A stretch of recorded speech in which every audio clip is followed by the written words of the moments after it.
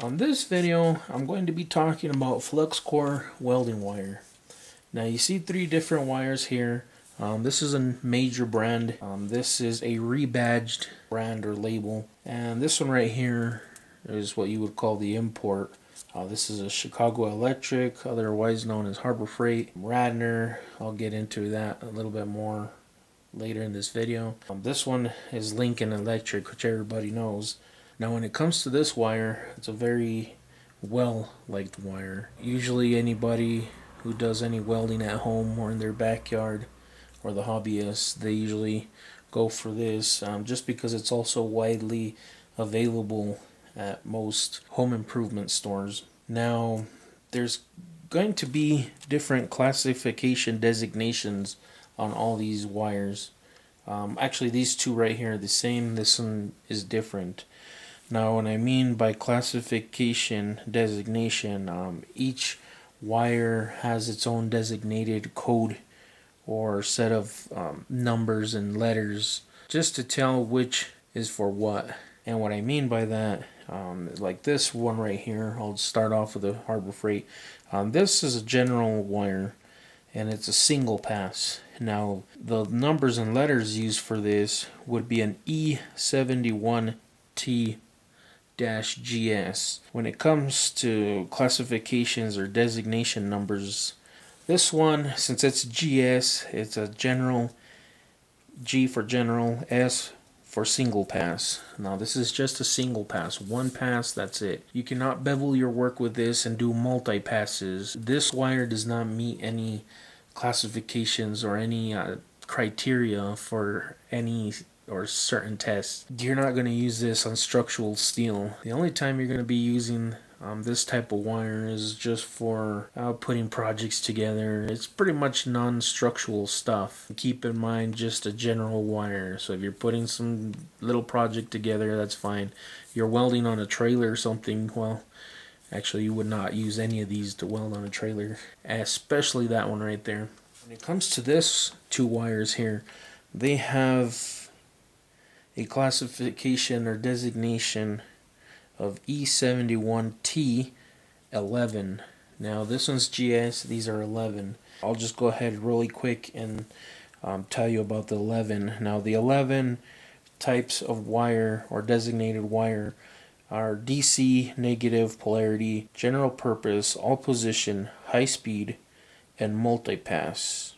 Now with these wires, you can pretty much bevel a piece of metal and you can lay bead after bead after bead until you've filled or completely filled your material that you're welding. But when it comes to welding on thicker materials and putting a lot more beads or getting even a better quality weld, these two would be the preferred choice, or the wire that's designated E71T-11.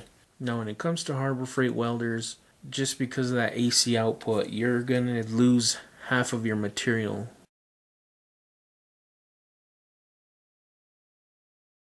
Just because of the positive and the negative polarities running through the machine. So you're never going to get the best out of any wire, because all flux core wires, all these and a lot of them out there, are all formulated for DC, whether it be positive or negative. So with that said, you're not going to find an AC type of flux core wire. Typically the cheaper you go on a welder, you're going to have to sacrifice something. The sacrifice is going to be your wire. And anybody who welds with any of these types of wires knows how expensive this can be. This one right here is just a 1 pound major name brand type of wire. 1 pound, almost $18. That is pretty outrageous. This one right here is a 2 pound and it goes for the same price. And this one here, you can get it way cheaper with a coupon through Harbor Freight, but you're limited to what you can do with that wire. So I want to talk a little bit more about these other wires, the name brand and that Radner. The good thing about the Radner wire is they actually give you all the numbers there in the front. The alloy designation, the wire diameter, the weight, the AWS classifications, and then you have your heat your heat index here, that's pretty much used by the company, and this one also is used by the company, a lot number, which is also a batch number, so if anything goes wrong they can track down where the batch was made and sold, and or when it was packaged, and all the specifications on that kind of stuff.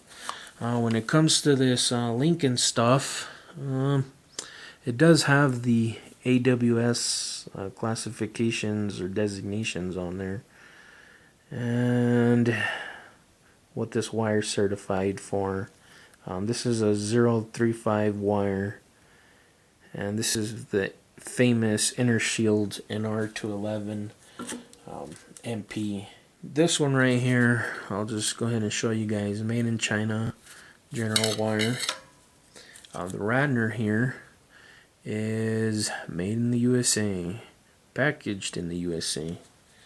And finally, the name brand here, which is a 035, it has its right here, there it is. It's made in the USA, from USA, and imported components. In my opinion though, these all have a really good bead appearance. This stuff here, you can do a really excellent job with it. Just know that there's limitations on this GS wire, or general single pass wire. I know everybody loves this stuff, and I'm sure there's going to be people who disagree on this brand and say that it's the best, and this is the best that they've used and welded on. If you have a DC welder, that might just be true. I know for the people that use AC welders, like the Harbor Freight stuff, they also say that this is the best wire. It actually is not. You lose a lot of this material compared to the little cheapo, or supposedly cheapo wire. So yeah, I wish I could show you guys on camera how fast I can go through one of these spools of wire, but unfortunately I don't want to waste this wire, just because, well, these two right here after tax is $40, and since I'm not a paid spokesman and I'm not getting paid by any of these companies, I gotta buy these out of my pocket. So $40 and some change after tax, that's pretty expensive wire there.